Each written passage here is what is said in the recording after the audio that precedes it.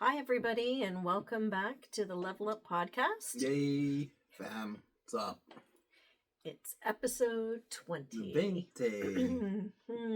Episode 20, the big Vente. Yes, and today's topic is, are we living in an outdated system? Why it's time to rewrite the curriculum. Time to level up, perhaps. Yeah, too much has changed, right? Well, we're not in the 40s or 50s anymore. Exactly. The same rules don't apply. Mm-hmm. Right, so trying to fit these, really expanded minds into a very narrow system, I can't see how that would work. And then nor can I see how it'll be beneficial to the next generation at this stage. Exactly. So we thought we'd just give it a go. So try to experiment with this one. Okay, so quick and dirty is, are we living inside a system designed for the 1950s, even though the world has completely changed, which is what Huey alluded to. Yeah. So you look around today and you see 22-year-olds becoming billionaires. You see people building careers without degrees. You see entire industries shifting every 2 years instead of every 20. So that's kind of why we're doing this episode today. Yeah, that's what we're talking about. Dorothy, we're not in Kansas anymore. No, far from Kansas. Far from it. So what took us so long? So today we're going to dive into the 7 questions and have a way to sort of take a new perspective and rethink your curriculum on your own life and decide whether it's time to update the way you learn, grow, adapt, and build your future. Yeah, you know what we should do, Dee? Just for reference, because I think we haven't mentioned this in a while, just sort of give the 1 or 2 people who actually listen to our podcast a bit of insight into how we come up with the questions, like what the format is of our show. Oh, well, sure. Yeah. You come up with the general idea, and then we use chat. Yeah. So we don't know the questions up until the day of. Yeah. And we generally will just prompt chat to sort of give us insight in a question format into what the topic we're basically trying to answer. And so because we are not doing any prior research on the subject matter, the questions are answered off the top of our heads, so or sometimes they might not be relevant, so we'll just say not applicable. So we basically are just giving to all of these just our personal insight or what we feel is correct. By no means is it gospel, nor is it research, so just sort of putting that disclaimer out there. We're just, in case you couldn't figure it out. We're just chatting. Exactly. Okay, so question 1. Well, you will get those people who will go and fact check us. Yeah. Anyway. Well, you can't do that because... Right? Anyway. So, just thought I'd put that out there. Yeah, good idea. So question 1. Does the life path you were taught still match the world we're living in? Yeah, that's an absolute hard no. Yeah. Exactly. Yeah, no. I mean, I don't need to elaborate. I don't think really anybody needs to. We don't need to elaborate on that. I just think the answer is no. Yeah, a big no. A big no, yeah. I agree. Okay, so question 2. Are you learning skills that matter today or skills that mattered 70 years ago? Well, that's, you and I are in this whole tech thing. We have been for a minute now. So... And especially with what we're delving deep into, it's all AI. Correct. So, I mean, we're submerged in this stuff. Yeah, right? I feel pretty good about the skills that we're learning and building on right now that are relevant to today. Yeah.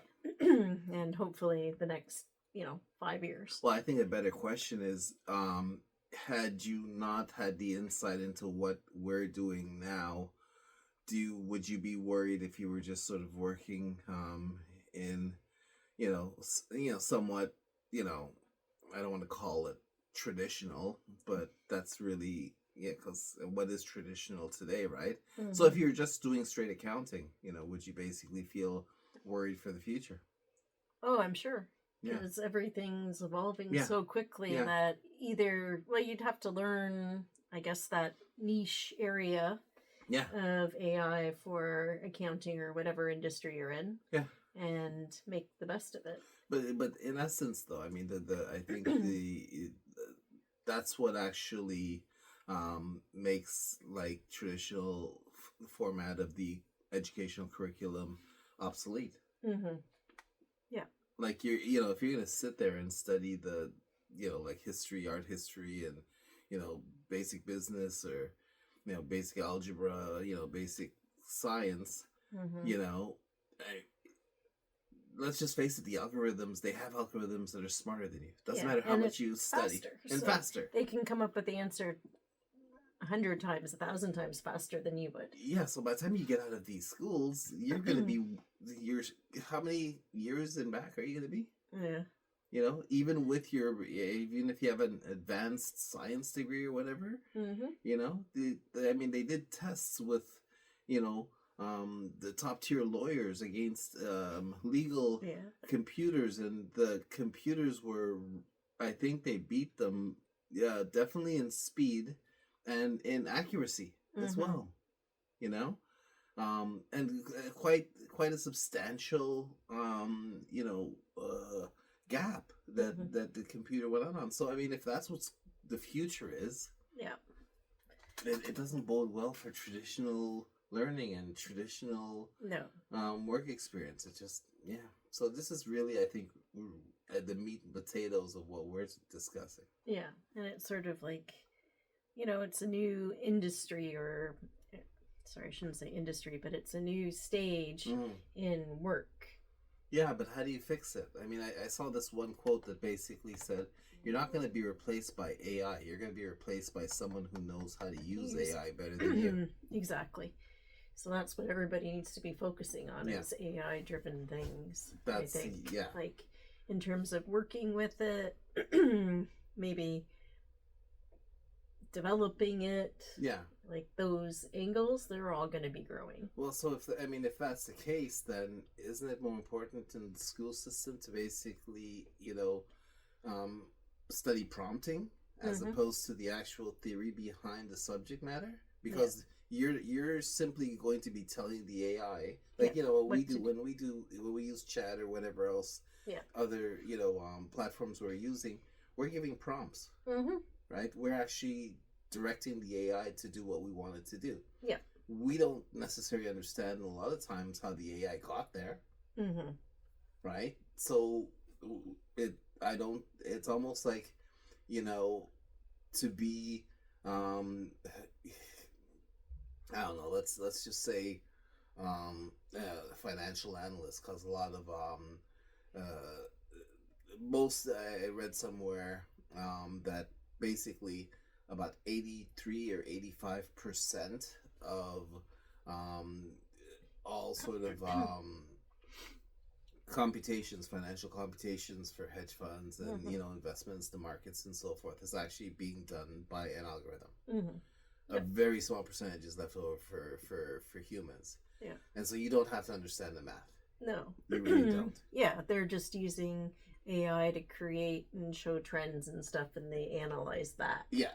And look for differences or things that are, abnormal. Yeah, so I mean, when I was a stockbroker many years ago, I was encouraged to do the CFA, which would also Chartered Financial Analyst course, 3-year course, intense, ridiculous. I think you remember, right? Yeah. I think I applied and I thought, there's too much math in here for me, but I don't really see that somebody would benefit from that today, because I don't think they would be able to use or apply the knowledge. No. There's no space for it. You would have the knowledge. You would have the knowledge. But you're not doing anything with it. No, you're getting the computer to actually, I mean, they're basically computing 1 billion calculations in a millisecond. Something crazy like that. Yeah, so we can never keep up with them. So no. So, and this is fundamentally what this is about. It's like, how could humans compete with that? Yeah. Yeah, you can't at all. You can't, yeah. Okay. Question 3. If young people are building wealth at lightning speed, what are they doing differently? Oh, well, I mean, the thing is, and that's the interesting thing, is that there are so many people who are still not using, I mean, let's just say chat or DeepSeek, Or Grok or whatever. But these are platforms that tell you every Yeah. step you need to take to make a anything, to figure a system out for anything. It'll tell you. Yeah. So you have a very small percentage of people who are like, okay, this is my end result, and so chat reverse engineer this, so I want to end up here, and show me exactly how to get there. And basically, the algorithm takes them through the steps, do exactly what you. I mean, the hardest thing you're doing is stepping out of your comfort zone, because you're actually being, with great change. And if you're following a path that you did not necessarily pick, but you're on a path in order to get an end result, it's going to be uncomfortable. So a lot of the stuff that I think you're going to pick up from AI, it's not how we instinctively, there's very little logic, very little reasoning, very little rationale, very little emotion into it. Just, this is what you do. Follow these guidelines. It's just like, when we basically grab a script for a presentation we want to give, right? Yeah.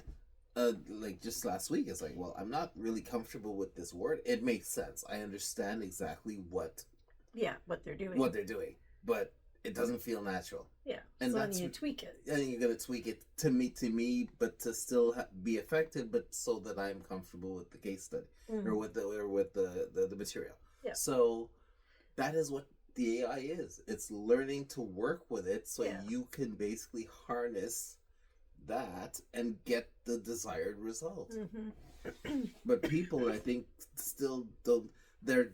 It's not so much the information they're not comfortable with, it's the learning process. People are accustomed to, okay, if I don't know something, I'll go to school, I'll read books, I won't feel, it's almost like you're taking a shortcut, just going to chat and say, chat, how do I do this? And chat gives it to you in 15 seconds. True. Well, that's where we're at. Well, it's sort of, I think, a deprogramming, Yeah. And I guess the other thing that I see that's different today is that all these young people are harnessing the internet, the social media platforms and stuff in order to make their millions or billions of dollars, which we didn't have before. No. So the younger generations are more comfortable with all that stuff because that's what they grew up on. Well, they grew up, they understand how the internet works. Yeah. Right, so. And they can leverage it to do whatever they want. Yeah, it's everything's got sort of like a system, right? Like everything, So once you learn the system and you repeat it enough times, you're going to be successful whatever you're doing. Exactly. Right. What's 4? Okay, so 4 is: are you following a system or designing your own?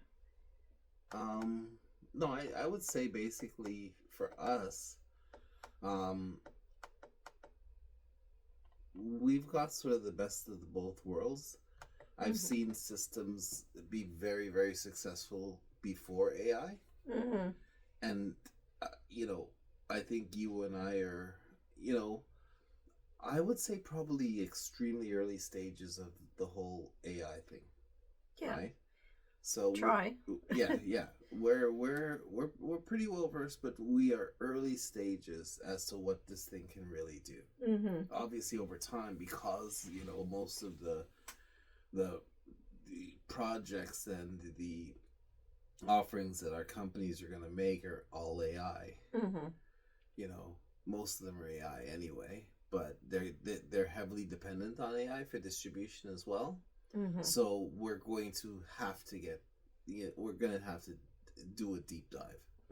You can't successfully sell a SaaS without understanding the ins and outs, and you can't build a company around a SaaS of any sort, be it AI, be it product, service, whatever, without understanding the technology behind it. Like, that's your job as an owner of a company, right? So, and because there's so many things spinning out over the next 5 years, you and I are going to be busy learning this stuff really deeply. But, I'd say we're pretty good now, but, we're about 2 years in, and most of it's been just development. Yeah. Most of it's just been positioning. Like, things have been, fairly slow. It's like people talk to, I talk to many business owners every single day. Mm-hmm. And, to be clear, it's just like with the tariffs and, with the international trade the way it is, and then with AI, and everything is just sort of repositioning itself. And it's been going on for a couple of years now. Mm-hmm. But I think and I was telling you this earlier on today, I think by next year, sort of the first quarter of next year, mm-hmm. you're going to see companies just, going at it really, really hard with sort of everything in position. And I think really that's what you and I have been doing to a very large extent, is positioning everything. And I'd say it's pretty well there, but I don't think you were going to see much results in anything, unless you were in, really specific, industries like aerospace perhaps, and, perhaps, fintech, like, if you're dealing with, Bitcoin and all that, but that's changed so drastically as well. Yeah.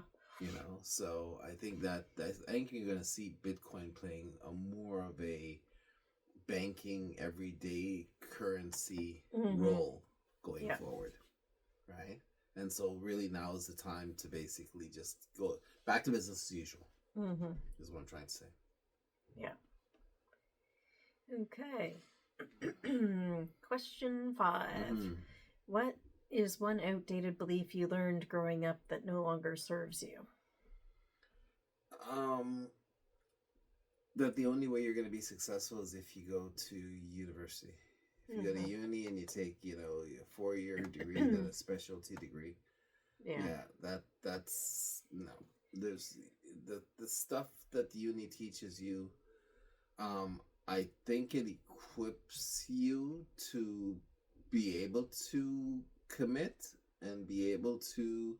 You become a certain type of learner, a certain type of employee, it makes you responsible to yourself. Yeah.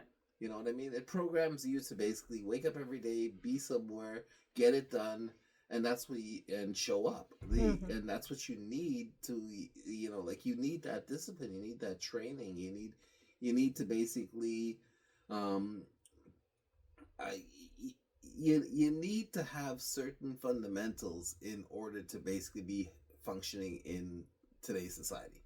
And I think university teaches. I think if you miss that and you just go out and party, or you don't, hold yourself to a higher account, you're not going to get the good job.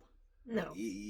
Like that. I think that's, and as a basis, I think really that is, a huge function of university. But I think anything that you need to do you can learn on the job. Yeah, or you can learn with the help on the computer, of YouTube, chat.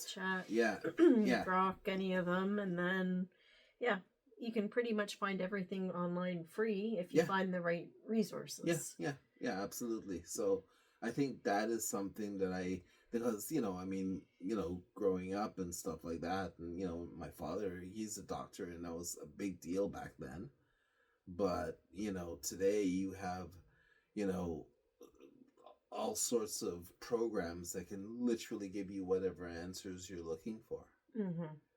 So I think really the question is where we get our information and how we apply it. I don't think that format necessarily is going to guarantee you a good quality and a prosperous life. Just by following the traditional route, and you go to grade school, then you go to high school, then you go to uni, then you get married and you buy a house and everything's going to be okay. I don't believe so. Yeah, it's a different world. It's a different world. Because the economy's just had a huge impact on everything. Yeah, and this is a hustler's economy. You have to go out there and actually make stuff happen today. If you're sitting around waiting to be hired by somebody, it's not going to happen. It's not going to happen. That person doesn't. It's like you got to create that job. You got to go knock on that door and tell them why. Yeah. You're the one that should be working there. And no one, the thing is today as opposed to years ago, you could get hired on for a position. Today, they want to know what you're bringing to the table. Are you going to be if you're just going to be an expense, no company's gonna. You have to basically be able to, if you're not gonna directly generate revenue for an organization, you've got to be part of a system that you have to bring something that actually helps the company move forward. You know, because like the dead weight where I mean, 30, 40 years ago, you had very few companies and they controlled everything, so they had all the money, so they could afford to carry a staff of 50 producing, 50 just being there for the sake of it. Yeah. But you have companies today like, what was it? There was I was looking at a piece. I think you saw the same piece. There was a company out of, I believe it was some Scandinavian country. Was it WhatsApp? I can't remember. Anyway, the company does about $30 billion in revenue and they have 40 employees or something crazy like that. Yeah. So, I mean, you literally can afford to get more people, but they don't, right? No. And that's what most companies are doing. They're trimming the fat today. So you have all these companies, ridiculously profitable, right? Because you spot trends through using the AI, using, technology, and you build around that. So you can scale a company like, what used to take you maybe 5 or 10 years, you could do it in 18 months today. Yeah. As long as the data is correct. True. So, that kind of kills a lot of employment, right? A lot of employment opportunities. So, chances are you might be better off doing something for yourself because there's no guarantee that unless you have a really special relationship with the owners and the individuals there, you might be in better hands being in your own hands. Yeah. But I've always felt like that. Yeah, because I guess you never know what's gonna happen to that company in this day and age too. Well, yeah, it's different. I mean, used to be that people one of the reasons I think, a lot of CEOs went into business was to create employment and create communities and so forth. But today it's about creating wealth and the almighty dollar. The almighty dollar. So yeah. And not thinking about all the people that work there and are impacted. No, it's the past. Okay, so question 6. What skills do you need to thrive in the next decade? Not the last one. I think in the next decade you have to be flexible. Right? I think you have to be able to multitask. That's huge. I think gone are the days where you could just focus in on one aspect of the business and basically let the other departments take care of themselves. You have to know sort of what happens in every single, sector because, I mean, for instance, your PR could ruin your sales and your sales could ruin your marketing. And if your marketing isn't correct, then, how are you going to move, product or service? So, you really need to be in touch with, like, social media is unforgiving. Yeah. Yeah, you have to definitely be connected, I think, on all fronts. Everything. You have to know what's going on at every aspect. And, like, customer service is a critical area as well. Yeah, it's getting huge. The information and feeding it back, saying whatever the feedback is and doing something about it. Well, I mean, the thing is, I think in our experience and from what I've seen, it's really hard to regulate individuals, but a community, they'll usually band together. Yeah. So that's why a lot of people are basically, creating communities rather than, selling directly to the public. At least with a community, you'll have that community support and, much less chance that somebody who's out to get you is going to be successful because you'll have a whole tribe protecting, what's theirs. I mean, with a community, it's ownership, right? They feel that your business or your corporation or your organization, whatever you're bringing to the table is part of their well-being. Yeah. So you have your own private army. Because it got to a point where people were just ripping down companies. And one person could just go online and put a bad review or a bad, comment and then literally just tear it down. But now with communities rallying around it, they're stopping it, and it's so important. Yeah. But that's something that's important today. Is basically you have to know who your community is, and therefore you have to do more than just sell a product or service. You actually have to create value. Yeah. And what we talked about in last week's podcast about social currency. That's very important in this day and age, more so than it probably ever has been. More so than it has been, because that's what people expect today. Nobody trusts, just faceless corporations. They want to know who's actually running the show and what are they like? What are their politics like? Who are they? Do they like animals? Where do they go on the weekend? Right? Because people have gotten away with hiding behind organizations for so long and behaving very badly. Yeah. True. Right?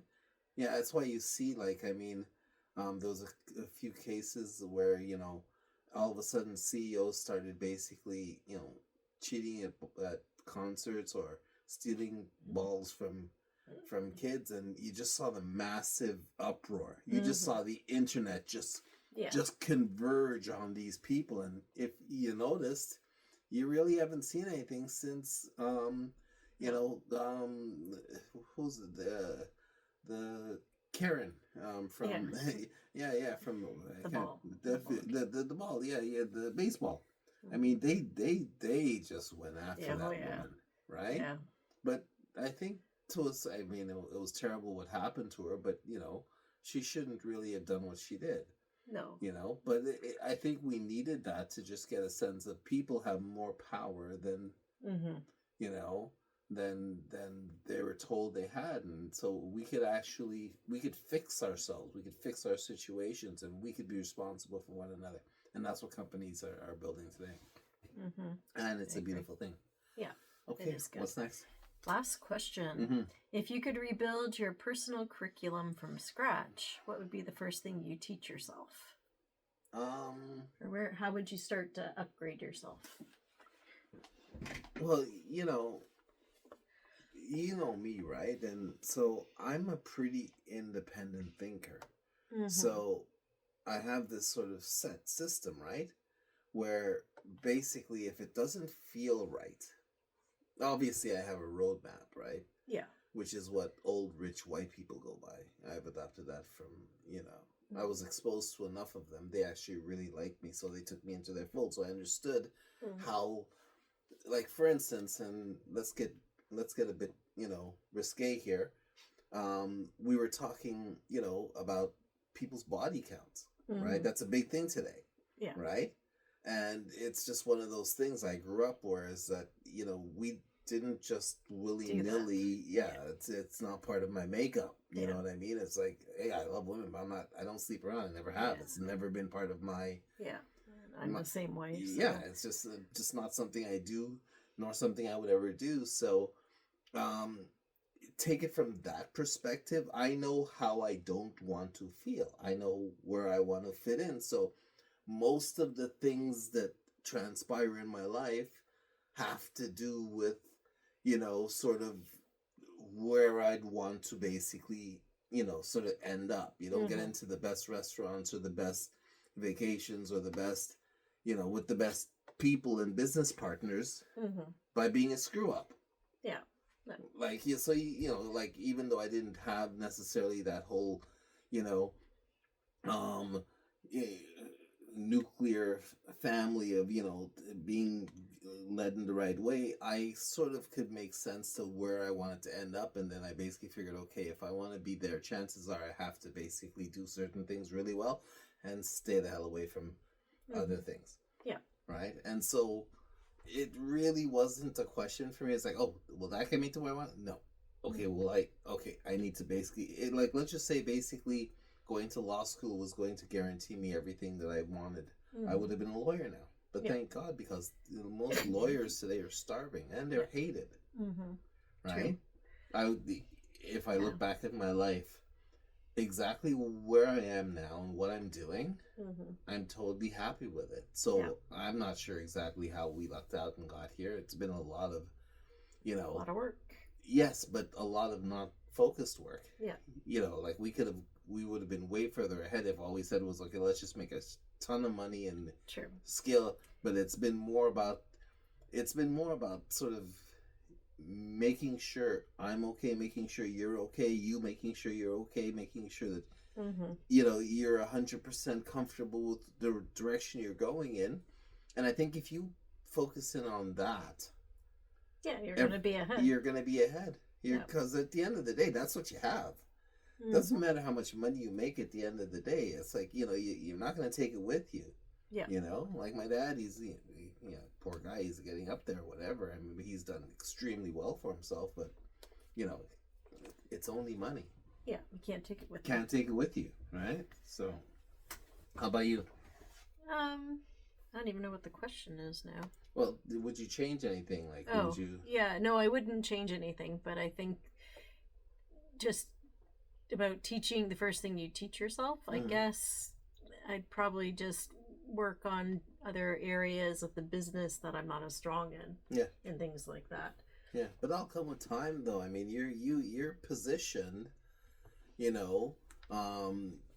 lot of what you did helped us to basically finance, most of this. I mean, it's really amazing that we were able to be in a position where, I could sort of put into what I needed to do, and you could basically do what you need to do. And so it got us to a point that's solid. Without that, though, that balance. Yeah.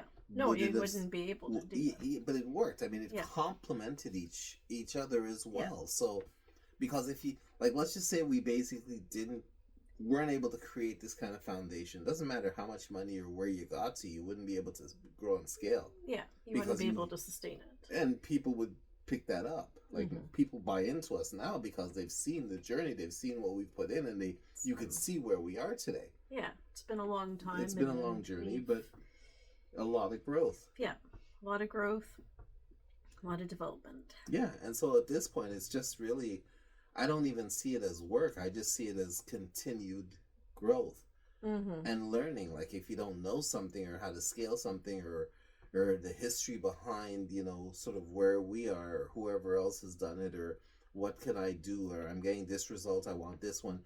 It's all figure outable. Yeah. Everything is figure outable at this stage. Yeah, I think that would be one of the things, just to know that was the case back when we were doing this. They don't tell you that in school. No.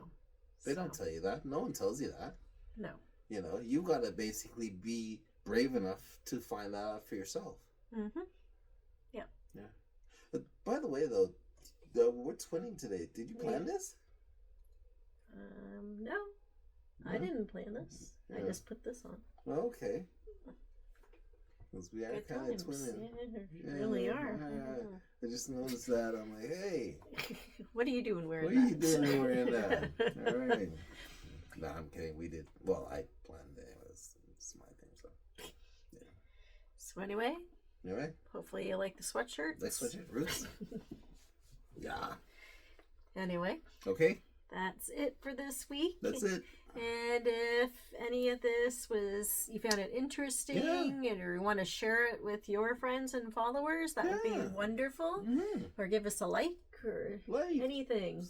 Subscribe or give us some feedback. We'd appreciate it. Yeah. I mean, we're going to continue anyway, whether you guys like it or not. But we love doing this stuff. It keeps us on the right track. But and on our toes. Feedback. Yeah, on our toes as well. Yeah. Well, by the way, because I did promise, I guess last week, whenever Halloween was, we were going to do a Friday episode, but it didn't happen, so we'll make up for it next year. Sorry. Yeah. Sorry about that. I forgot. Yeah. A lot of stuff was going on. Exactly. Anyway, it's Friday, and I want to get out of here. I know she does. Yeah. So have a great week. Yeah, have a great weekend. See you guys next week.